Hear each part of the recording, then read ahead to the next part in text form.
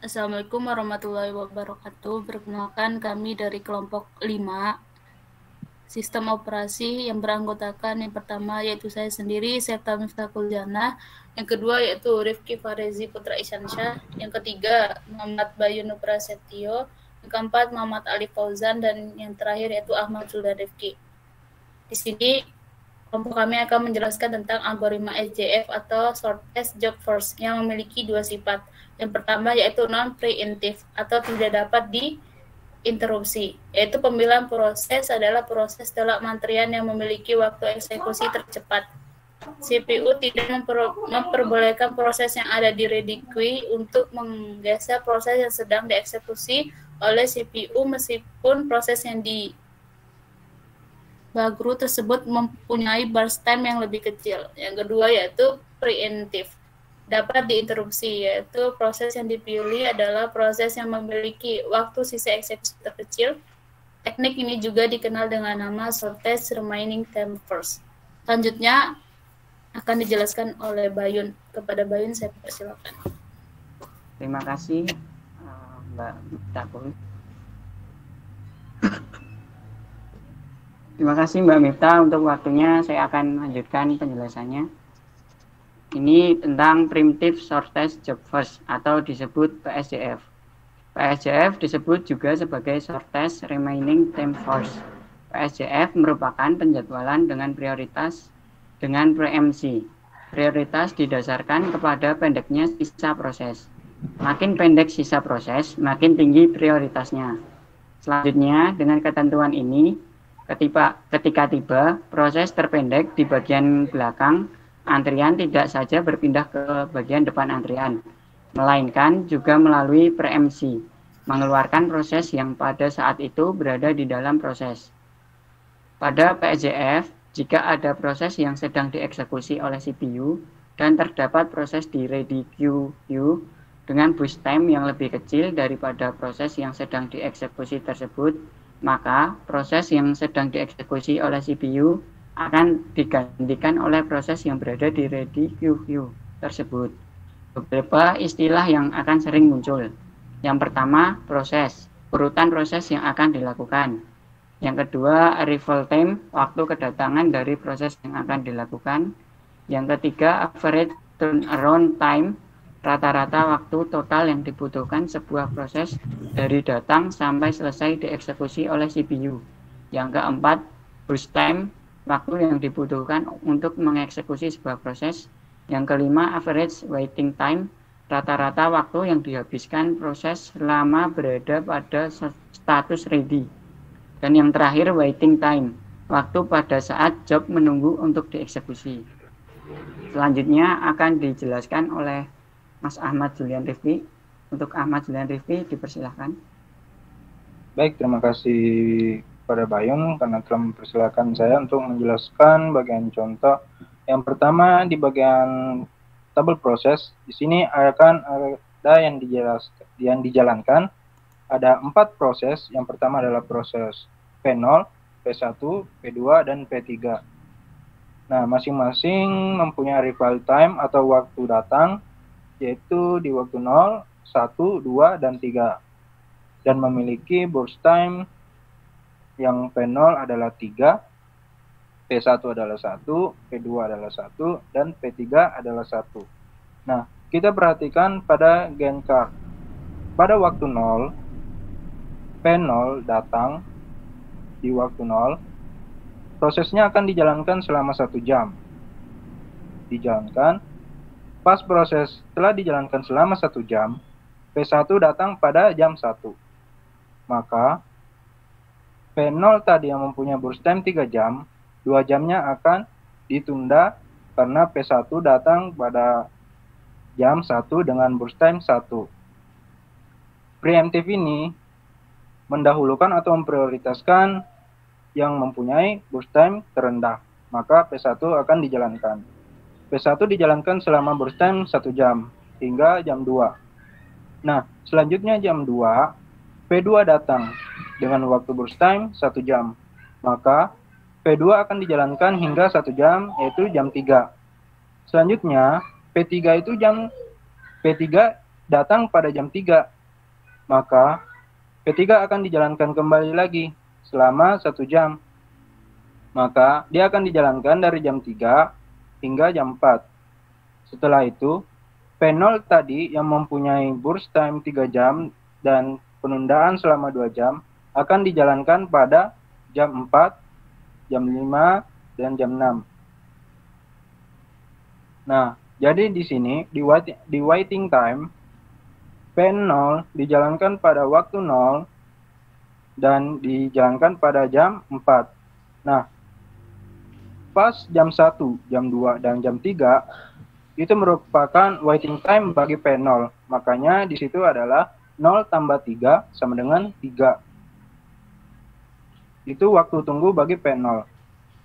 Terus P1 yang datang di jam 1 dan langsung dijalankan mempunyai waktu tunggu 0. Begitu juga P2 dan P3. Nah, untuk turnaround time atau total semua kita bisa jumlahkan dari burst time dan waiting time.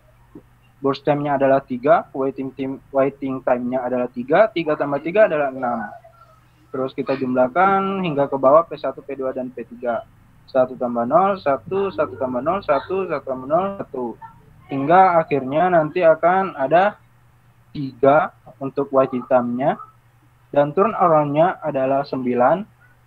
Terus kita bagi 4 karena di sini ada 4 proses yaitu P0, P1, P2, dan P3. Maka 9/4 hasilnya adalah 2,25. Oke, untuk materi selanjutnya saya akan memberikan kesempatan kepada Rifki Farezi. Kepada Rifki saya persilahkan.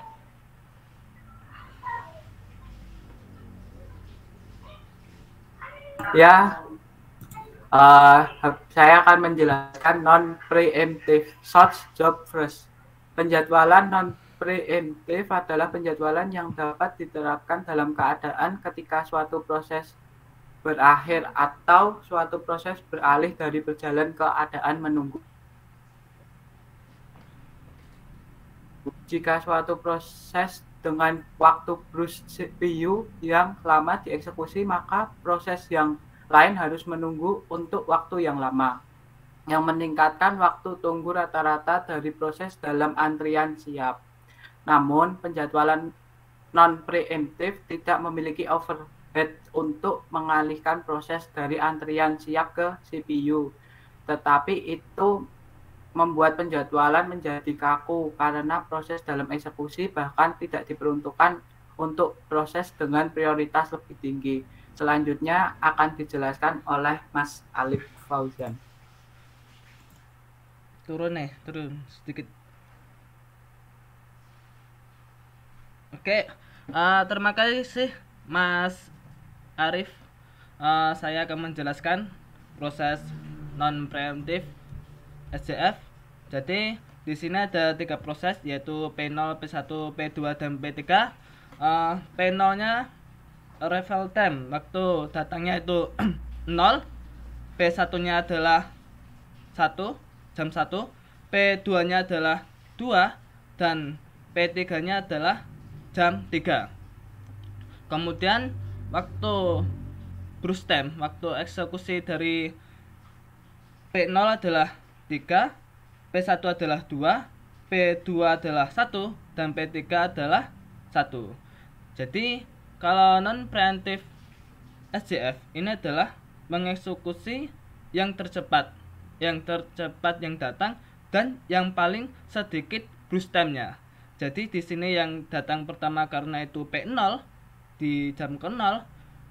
Oke, terus dieksekusi sampai 3 jam. Kemudian ke jam ketiga, jam 3 itu ada P2 dan P3 yang mempunyai burst time yang terkecil, yaitu burst time-nya adalah 1. Maka di sini yang diambil adalah P2. P2 masuk dari jam 3 sampai jam 4. Kemudian jam keempat sampai jam 5 diisi oleh P3 karena P1 dan P3 itu lebih sedikit burst time-nya P3 sampai dieksekusi sampai jam 5. Kemudian dari jam 5 sampai seterusnya itu adalah dieksekusi oleh P1. P1 dieksekusi 2 jam. Akhirnya menjadi seperti ini. Untuk waiting time, karena P0 datangnya itu jam ke-0, maka dan tidak perlu menunggu, maka untuk waktu tunggu P0 adalah 0.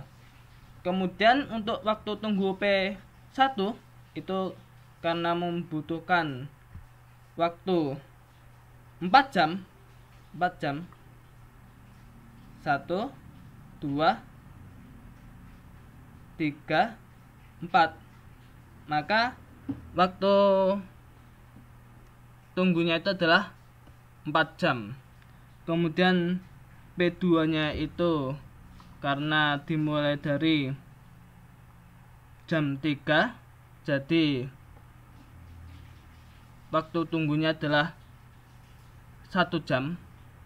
Dan untuk P3 karena tibanya itu jam 3 dan mulainya itu jam 4, maka waktu tunggunya adalah 1 jam. Kemudian untuk turn around itu ada penjumlahan dari brush time dan waiting time. Untuk P0 nya adalah 3, P1 nya adalah 2 tambah 4 adalah 6, P2 adalah 2, dan P3 adalah 3. Kemudian untuk rata-rata waiting time adalah 4 ditambah 1 ditambah 1 ditambah 0 sama dengan 6. 6 bagi 4 sama dengan 1,5 jam untuk waiting time. Sedangkan turn around yaitu 3 ditambah 6 9, 9 tambah 2 adalah 11, 11 tambah 2 adalah 13. 13 bagi 4 sama dengan 3,25. Sekian dari saya kembalikan kepada Miftah. Waktu dan tempat saya persilahkan. Oke, terima kasih untuk semuanya. Sekian penyampaian materi algoritma SJF dari kelompok 5. Apabila ada salah kata atau pemahaman yang kurang, kita semua minta maaf yang sebesar-besarnya. Wassalamualaikum warahmatullahi wabarakatuh. Waalaikumsalam warahmatullahi wabarakatuh. Waalaikumsalam.